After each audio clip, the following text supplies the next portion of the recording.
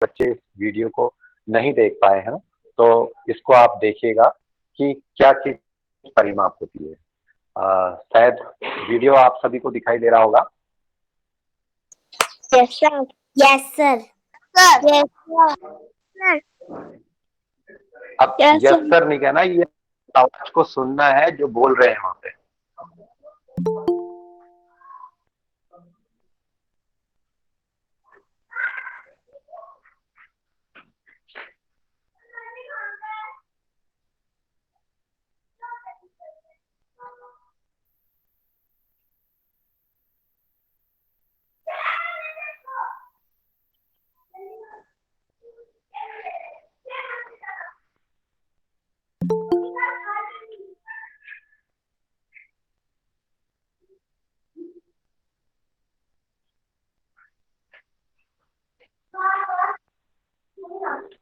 जी sir. पर आवाज नहीं आ रही।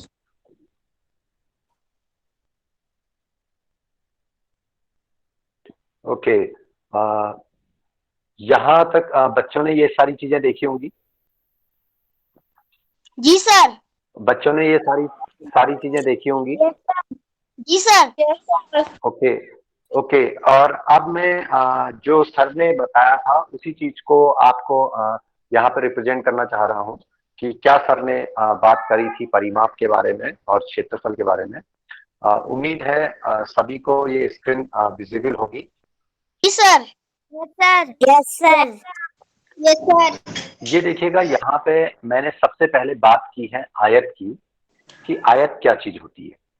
ठीक है, इंग्लिश में इसे बोलते हैं रेक्टेंगल। क्या बोलते हैं? Rectangle. तो उसने कहा है कि एक ऐसा चतुर्भुज जिसके चारों कोण 90 अंश यानी समकोण के तथा आमने सामने की भुजाएं बराबर होती हैं, तो वो आपके पास में क्या कहलाता है? आयत कहलाता है। तो जब हमने इससे बात की थी तो आयत के लिए उसने कहा था ये आपके पास में एक आकृति है। ठीक है, ये आपके पास में एक आकृति है और इस आकृति में ये कहा था कि प्रत्येक कोण, यानी कि ये कोण जो है कितने अंश का हो? 90 अंश का हो। प्रत्येक मतलब सभी। कितने कोने हैं? 4 कोने हैं, तो चारों कोनों पर 4 कोण बनेंगे और चारों कोण जो है कितने कितने अंश के होंगे? 90 अंश के होंगे। और आमने, ये आपके पास में आमने हो गया और ये आपके पास में सामने हो गया। तो ये आपके पास में भुजाएं अगर बराबर हैं तो ऐसी भुजा आपके पास में, ऐसी आकृति आपके पास में क्या कहलाएगी? आयत कहलाएगी। चतुर्भुज नाम दिया है। चतुर्भुज मतलब जिसकी 4 भुजाएं हों। ठीक है, ऐसी आकृति जिसकी 4 भुजाएं हों और चारों भुजाएं इस तरीके की हों जिसमें आमने और सामने की भुजाएं आपस में बराबर हों और प्रत्येक कोण, इनको कहते हैं संलग्न भुजा। ये एक दूसरे से जो जुड़ी हुई होती हैं इनको कहा जाता है संलग्न भुजा। तो अगर संलग्न मतलब एक साथ जुड़ी हुई, तो ये जो भुजाएं हैं ये आपस में अगर एक दूसरे के साथ में समकोण बना रही हैं यानी 90 अंश का कोण बना रही हैं, तो वो आपके पास में आयत कहलाता है। तो उम्मीद है सभी को समझ में आया होगा कि क्या आयत है, और आयत के बारे में आपने अपनी कॉपी में नोट भी किया होगा कि ऐसा चतुर्भुज जिसके चारों कोण 90 अंश यानी कि समकोण के तथा आमने सामने की भुजाएं बराबर होती हैं, आयत कहलाता है। ओके, दूसरी हम बात करेंगे दूसरे उस पर कि आयत का परिमाप के संबंध में हम बात करते हैं। सभी को स्क्रीन विजिबल होगी।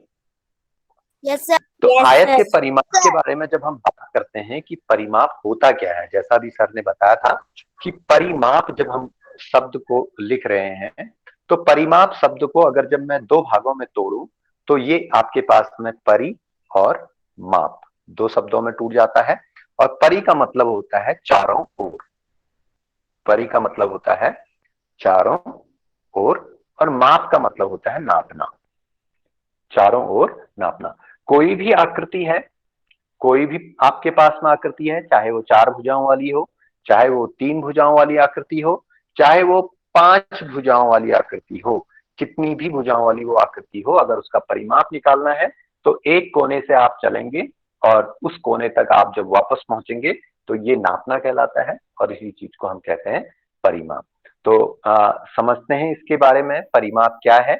परिमाप से तात्पर्य, यानी परिमाप का जो मतलब है किसी आकृति की बाहरी माप से है, यानी कि किसी भी आकृति को हम जब बाहर की ओर से नापते हैं उसके चारों ओर नापते हैं तो वो परिमाप कहलाता है। अर्थात किसी आकृति के की सभी भुजाओं की लंबाइयों का योग, योग मतलब होता है जोड़, यानी कि उनको जोड़ना उस आकृति का परिमाप कहलाती है। तो अब मैं बात कर रहा हूं परिमाप से संबंधित आपके पास में सूत्र। तो सबसे पहला सूत्र आप लिखेंगे आयत का परिमाप। आप अपनी कॉपी पर नोट करिएगा, आयत का परिमाप बराबर 2 गुणा लंबाई धन चौड़ाई। आपके स्क्रीन पे लिखा हुआ है, यहां पे देखिए मैंने 2 के बाद गुणा का चिन्ह नहीं लगाया है, लेकिन 2 के बाद मैंने खाली ब्रैकेट लगा रखा है, 2 ब्रैकेट लंबाई धन चौड़ाई। तो इसका मतलब आपके पास में क्या है, 2 के बाद ब्रैकेट लगा हुआ है तो यहां गुणा का चिन्ह है। ठीक है, तो आयत का परिमाप बराबर 2 गुणा लंबाई धन चौड़ाई। उम्मीद है सभी ने लिखा होगा। अब बात करते हैं आयत में विकर्ण कि विकर्ण क्या चीज होती है। देखिए ये आपके पास में फिगर है, ये आयत की आकृति आपके पास में है, एक आयताकार आकृति है। अगर मेरे पास में ये भुजाओं को मैं नाम दे दूं ए बी सी डी, तो अगर मैं ए सी भुजा को मिला दूं तो आपके पास में ये ए सी भुजा आपके पास में देखो एक ट्रायंगल आपके पास में बन जाता है, एक त्रिभुज आपके पास में बन जाता है ए डी सी, और दूसरा ट्रायंगल आपके पास बन जाता है ए बी सी। ठीक है, तो इस ए बी सी डी आकृति को एसी भुजा 2 त्रिभुजों में बांट रही है और इस लाइन को हम कहते हैं विकर्ण। विकर्ण नोट करिएगा, और इंग्लिश में इसको कहते हैं डायगोनल, DIAGONAL, डायगोनल। तो आयत का अगर विकर्ण निकालना है तो आयत का विकर्ण निकालने के लिए क्या करते हैं, आपकी जो लंबाई है इसका वर्ग कर देते हैं, आपकी जो चौड़ाई है उसका वर्ग कर देते हैं, वर्ग करके इन दोनों को आप जोड़ देंगे और जोड़ने के बाद उसका आप निकाल देंगे वर्गमूल। तो आयत का विकर्ण बराबर ये जो चिन्ह मैंने बना रखा है, इस तरीके से जो चिन्ह आपके पास में दिख रहा है, ये चिन्ह है वर्गमूल का। काहे का? वर्गमूल, यानी कि स्क्वायर रूट। तो वर्गमूल किसका? लंबाई का वर्ग, यानी कि अगर लंबाई आपके पास में 2 है तो 2 का वर्ग कितना हो गया? 4। ठीक है, धन चौड़ाई अगर आपके पास में चौड़ाई अगर आपके पास में 5 है, चौड़ाई अगर आपके पास में 5 है तो चौड़ाई का वर्ग 25। तो 25 में 4 को ऐड कर देंगे तो वर्गमूल 29। ये आपके पास में क्या आ जाएगा? आयत का विकर्ण आ जाएगा। ठीक है, और दूसरे शब्दों में मैं इसे कहूं कि आपके पास में ये अगर आपके पास में किसी आयत की, अगर मैं ये दूसरे शब्दों में कहूं कि किसी आयत की अगर आपको लंबाई दे रखी है 3 सेंटीमीटर, उसकी चौड़ाई आपको या हम ये कह रहे हैं कि किसी आयत में, किसी आयताकार आकृति में उसकी लंबाई आपके पास में 4 सेंटीमीटर है, उसकी चौड़ाई आपके पास में 3 सेंटीमीटर है, तो आयत का विकर्ण क्या होगा? ये भुजा हमको निकालनी है, ए बी सी डी। ये भुजा हमको निकालनी है, कौन सी? एसी भुजा हमको निकालनी है कि एसी क्या होगी। ठीक है, तो अब हमने ये कहा था आपसे कि लंबाई का विकर्ण, ये एसी को हम विकर्ण कहते हैं, तो आयत का विकर्ण है, तो आयत का विकर्ण बराबर क्या हो जाएगा? वर्गमूल लंबाई का स्क्वायर, तो लंबाई का स्क्वायर क्या हो गया? 4 का स्क्वायर 16, धन 3 का वर्ग क्या हो गया? 3 तिया 9। तो वर्गमूल के अंदर आपके पास में आ गया 25। 25 का वर्गमूल आप लोग जानते हैं कितना होता है? 25 का वर्गमूल होता है 5। तो विकर्ण जो है आपके पास में कितना हो जाएगा? 5 सेंटीमीटर।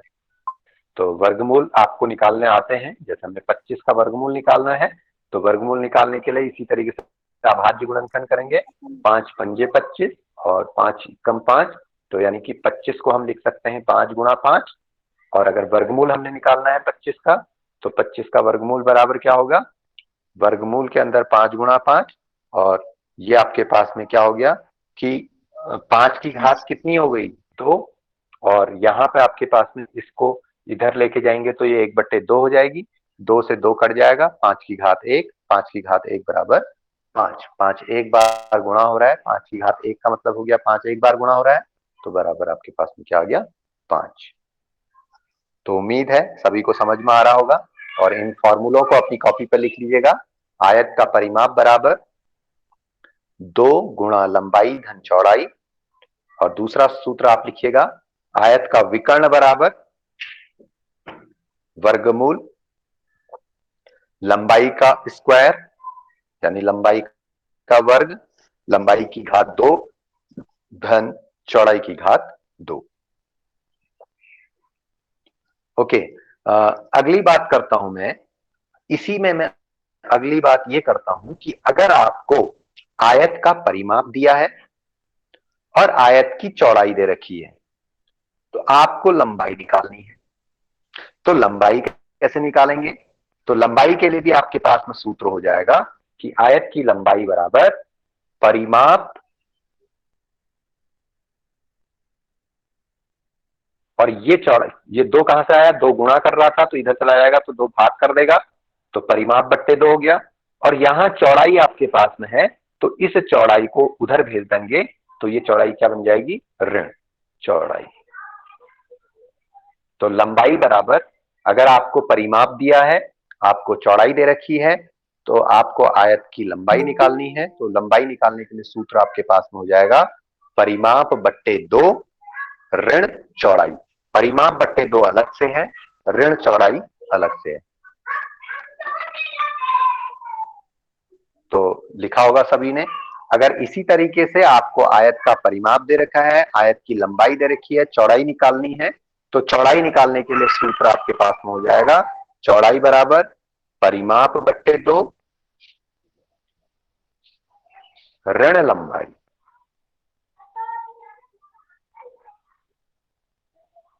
तो यहां से हमने ये सूत्र निकाल के रख दिए। तो सभी ने ये नोट कर लिए होंगे सूत्र। ओके, नेक्स्ट हम अगली स्लाइड पर चलते हैं। हम बात करते हैं वर्ग के बारे में, कि वर्ग को हम स्क्वायर कहते हैं, और वो आपके पास में एक ऐसी आकृति है कि एक ऐसा चतुर्भुज जिसकी चारों भुजाएं आपस में बराबर होती है, या हम ऐसा भी कह सकते हैं एक ऐसा आयत जिसकी चारों भुजाएं आपस में बराबर होती है। तो ये आयत का ही दूसरा भाई है, लेकिन कैसा भाई है, जिसकी चारों भुजाएं, जिसके चारों हाथ आपस में बराबर है, और प्रत्येक कोण जो है 90 अंश का है। प्रत्येक कोण क्या है, 90 अंश का है। तो ऐसी आकृति आपके पास में क्या कहलाती है, वर्ग कहलाती है। ऐसा चतुर्भुज जिसकी चारों भुजाएं बराबर हो एवं प्रत्येक कोण 90 अंश का हो, तो आपके पास में वर्ग कहलाता है। और इसके लिए जब सूत्रों का प्रयोग करते हैं, तो वर्ग का परिमाप जब हम निकालते हैं, ये हमारे पास में वर्ग हो गया, चारों भुजाएं आपस में बराबर हैं, ए बी सी डी। परिमाप कहा, तो ए बिंदु से चले बी तक, बी से सी तक, सी से डी तक, और डी से ए तक, जहां से चले थे वहां तक हम पहुंच गए, यानी कि हमने उसकी बाहरी माप ले ली उसकी। तो ये हमारे पास में परिमाप हो गया। और कितनी थी, 4 भुजाएं थी, चारों भुजाएं क्या थी, बराबर हैं, तो इसलिए हम कहते हैं वर्ग का परिमाप बराबर 4 गुणा भुजा। अब मैं अगर इसमें आपसे क्वेश्चन करूं कि एक 12 सेंटीमीटर भुजा वाले 12 सेंटीमीटर भुजा वाले वर्ग का परिमाप बताइए, वर्ग का परिमाप बताइए। तो क्या आप बताएंगे, क्या लिखेंगे,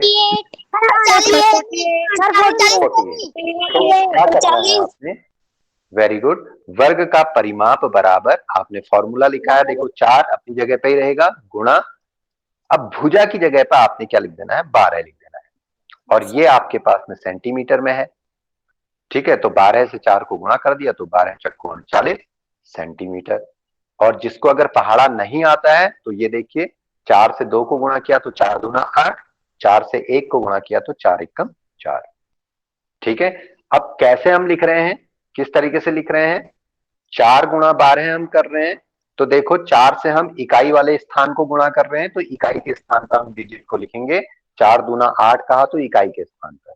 फिर 4 से हम दहाई के स्थान वाले को गुणा कर रहे हैं, तो दहाई के स्थान पर लिखेंगे 4 एकम 4, तो 48। तो वर्ग का परिमाप क्या आ गया, 48। अब अगर मैं इसी क्वेश्चन को इस तरीके से पूछूं कि एक वर्ग का परिमाप, एक वर्ग का परिमाप 36 मीटर है, तो वर्ग की भुजा क्या होगी, वर्ग की भुजा आपको बतानी है। तो देखिए भुजा के लिए हमने एक सूत्र लिखा है, 9 मीटर। Very good, 9 metre. कैसे हमने निकाला, देखिए हमारे पास में भुजा के लिए क्या होता है, सूत्र होता है परिमाप बट्टे 4। तो लिखिएगा वर्ग की भुजा निकालने का जो सूत्र होता है, वर्ग की भुजा बराबर परिमाप बट्टे 4, यानी कि परिमाप में हम 4 से भाग दे देंगे। अब परिमाप हमको वर्ग का दिया था यहाँ पर 36 मीटर, और उसमें हमने 4 से भाग दे दिया, तो 4 एकम 4, 4 नम्मा 36, यानी कि 9 मीटर। उम्मीद है सभी को समझ में आया होगा। Yes sir. ओके, अगला हम सूत्र की बात करते हैं। इसमें वर्ग का विकर्ण, जैसे आयत का विकर्ण था उसी तरीके से वर्ग का विकर्ण भी आपके पास में है, लेकिन आयत के विकर्ण के लिए आपने देखा था ये हमारे पास में वर्ग है, तो विकर्ण मतलब, अब ये एक प्रश्न आपके पास में ये भी आ सकता है कि आयत में कुल कितने विकर्ण होते हैं, या वर्ग में कुल कितने विकर्ण होते हैं। तो कितने विकर्ण है भाई, 4 सर। 4 2 4। एक विकर्ण ये हो गया, दूसरा विकर्ण ये हो गया। आपके पास में एक वर्ग है या एक आयत है, तो विकर्ण कहलाते हैं। इस भुजा से जब इस भुजा को मिलाया, ये विकर्ण आपके पास में कहलाता है, तो एक विकर्ण हो गया। दूसरा इस भुजा से इस भुजा को मिलाया, तो 2 विकर्ण आपके पास में हो गए। कितने विकर्ण हो गए, 2। चाहे आयत कहें चाहे आप वर्ग कहें, तो इसमें कितने विकर्ण होते हैं, 2 विकर्ण। और विकर्ण वर्ग का अगर विकर्ण आपको निकालना है, तो उसके लिए आपके पास में सूत्र होता है वर्गमूल 2 गुणा भुजा। तो लिखिएगा अपनी कॉपी पे, वर्ग का विकर्ण बराबर वर्गमूल 2 गुणा भुजा।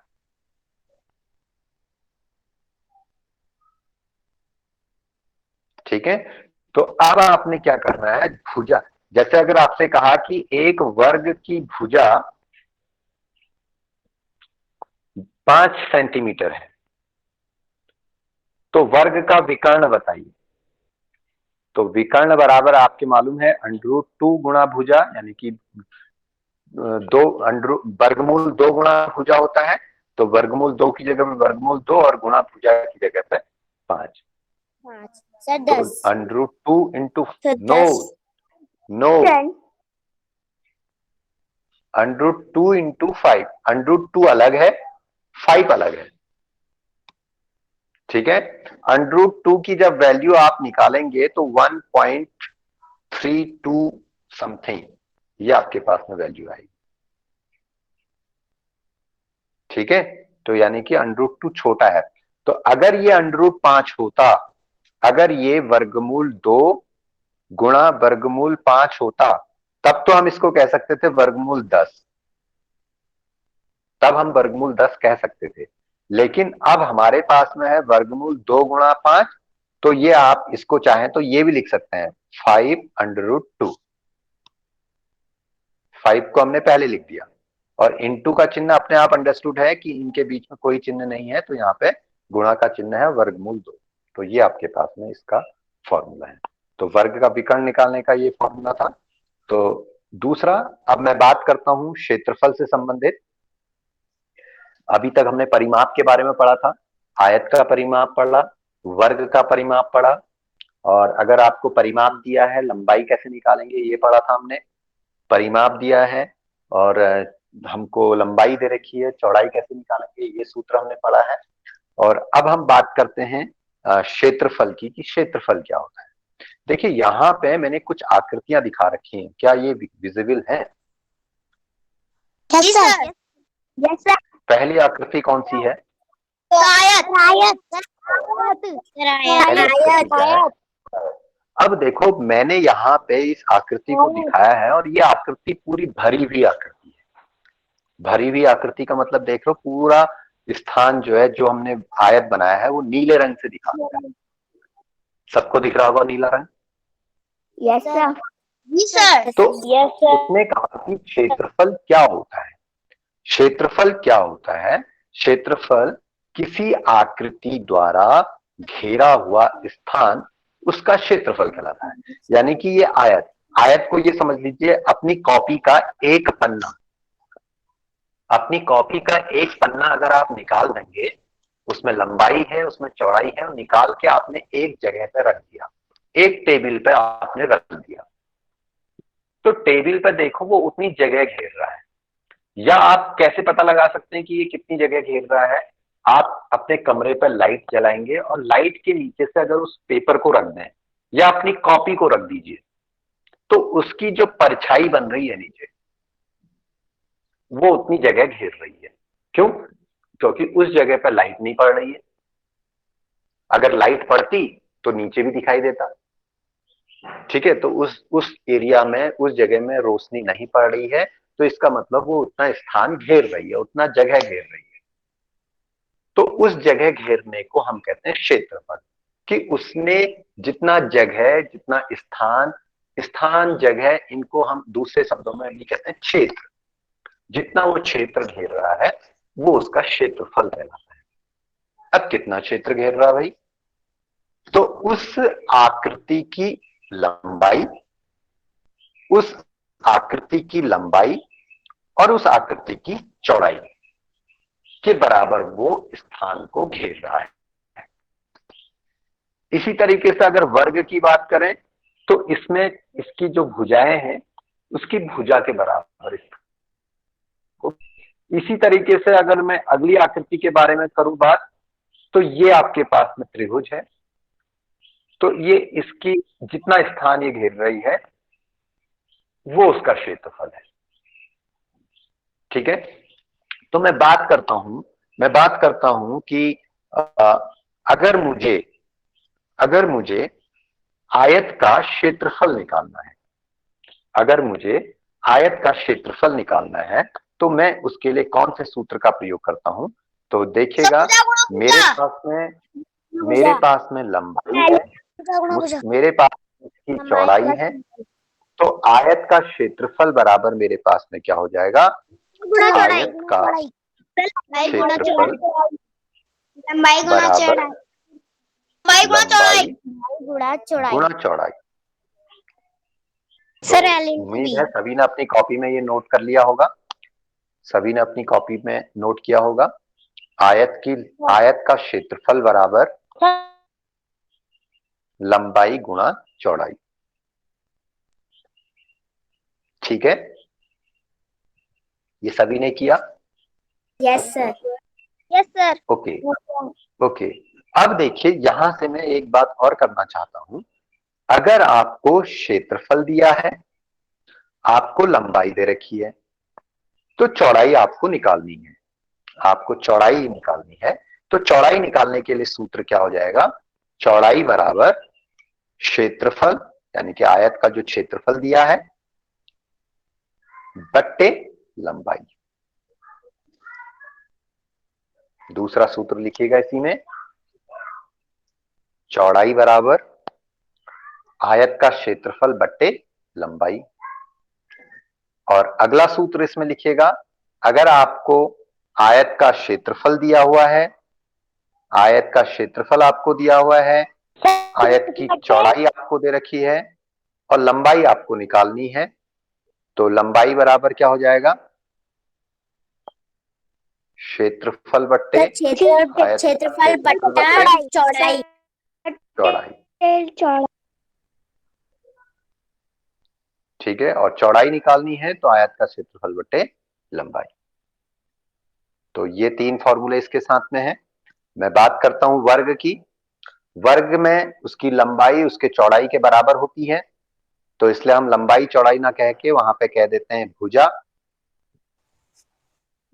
तो जब हमको वर्ग का क्षेत्रफल निकालना होता है तो वर्ग का क्षेत्रफल बराबर भुजा गुणा हम भुजा। कह देते हैं भुजा गुणा भुजा। सभी लोग अपनी कॉपी पे लिखेंगे वर्ग का क्षेत्रफल बराबर भुजा गुणा भुजा।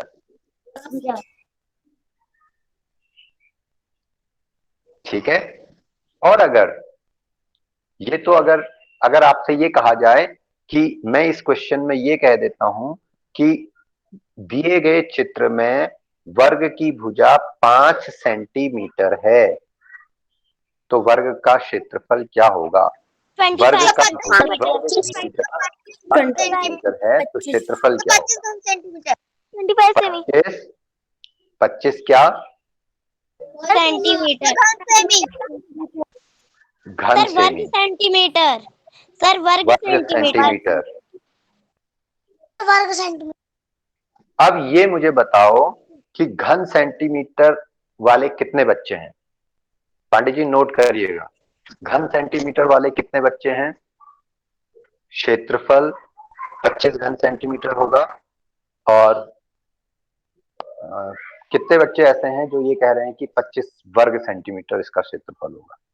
सर और कितने बच्चे ऐसे हैं जो कहेंगे कि 25 सेंटीमीटर इसका क्षेत्रफल है? 25 वर्ग सेंटीमीटर। 25 वर्ग सेंटीमीटर। 25 वर्ग सेंटीमीटर। ओके। अब मैं जानना चाहूंगा कि आपने कहा कि क्षेत्रफल इसका 25 वर्ग सेंटीमीटर होता है। क्यों होता है भाई 25 वर्ग सेंटीमीटर? क्यों है 25 वर्ग सेंटीमीटर? सब भुजा गुणा गुणा भुजा किया। हाँ, बोलिए बोलिए, भुजा गुणा भुजा किया तो सब भुजा ऐसे एक भुजा 5 सेमी, एक भुजा 5 सेमी की थी, तो सब भुजा गुणा भुजा बराबर से 25 वर्ग सेमी। नहीं, वर्ग सेमी कहाँ से आया? वो भी तो बताओ मुझे। वर्ग की भुजा को गुणा वर्ग का क्षेत्रफल निकालना। और अगर मैं आयत का क्षेत्रफल लिखता तो मैं क्या लिखता? 25 आयत सेंटीमीटर। सर वर्ग सेंटीमीटर। क्यों भाई? क्योंकि मैं तो का क्षेत्रफल निकाल रहा हूँ। यहाँ तो आपने कहा कि 25 वर्ग सेंटीमीटर, क्योंकि सर दीदी सर दोनों की 4 से गुणा होती है। दोनों की क्षेत्रफल का मात्रक होता है सर 4 से गुणा। यस, क्षेत्रफल की इकाई जो है, क्षेत्रफल की जो इकाई है वो वर्ग इकाई है। क्षेत्रफल की इकाई जो है वो क्या है? वर्ग इकाई है। अब चाहे आपका सेंटीमीटर में है तो वर्ग सेंटीमीटर, मीटर में है तो वर्ग मीटर। अब क्यों होती है भाई वर्ग इकाई? अब ये भी हम आपको बता देते हैं कि वर्ग इकाई क्यों लिखते हैं इसको।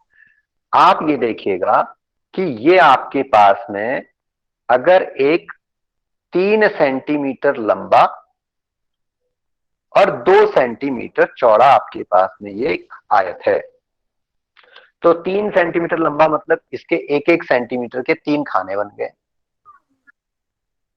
ठीक है, 1-1 सेंटीमीटर के 3 खाने बन गए। और 2 सेंटीमीटर चौड़ा मतलब 1-1 सेंटीमीटर के 2 खाने यहां बन गए। तो 1 सेंटीमीटर लंबा, 1 सेंटीमीटर चौड़ा। क्या है ये? 1 सेंटीमीटर लंबा और 1 सेंटीमीटर चौड़ा क्या है? सर वर्ग। सर वर्ग। वर्ग सर एक वर्ग है, दूसरा वर्ग ये हो गया, तीसरा वर्ग ये हो गया, चौथा वर्ग ये हो गया, पांचवा वर्ग ये हो गया, 6 वर्ग ये हो गया। सर 6 कितने वर्ग होंगे? 6 वर्ग। 6 वर्ग बन गए। 6 वर्ग बन गए। ठीक है।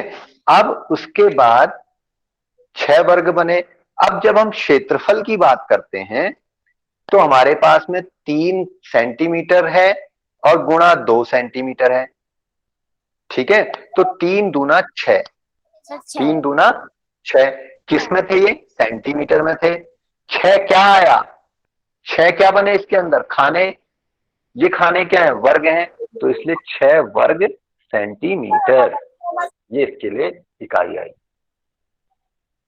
आया समझ में क्यों क्षेत्रफल की इकाई वर्ग सेंटीमीटर होती है? यस सर, यस सर, क्योंकि वहां इतने वर्ग बनते हैं आपके पास, तो इसलिए जो है क्षेत्रफल की इकाई जो होती है वो वर्ग इकाई होती है, चाहे वो सेंटीमीटर में है, चाहे वो मीटर में है, चाहे वो मिलीमीटर में है।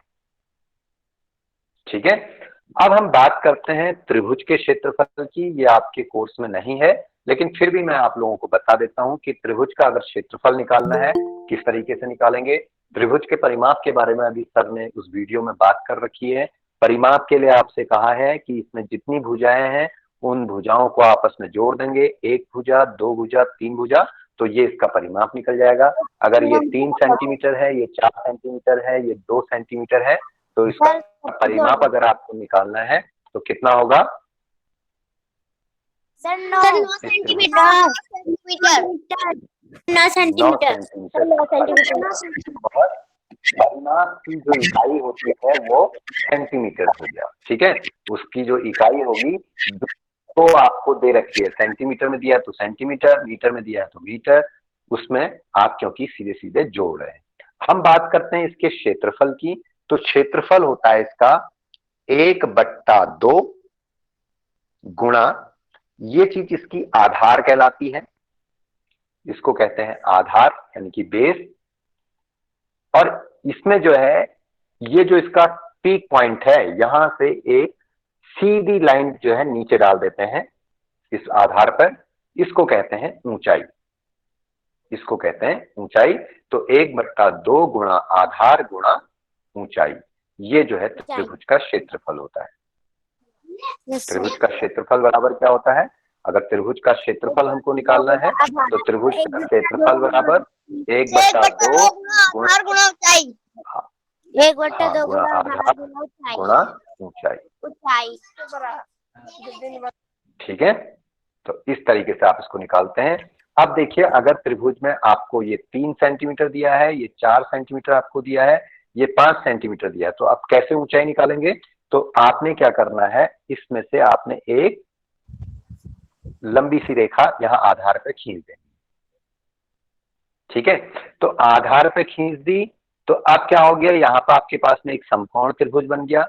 इसको हम कहते हैं आधार, इसको हम कहते हैं लंब, और इसको हम कहते हैं कर्ण।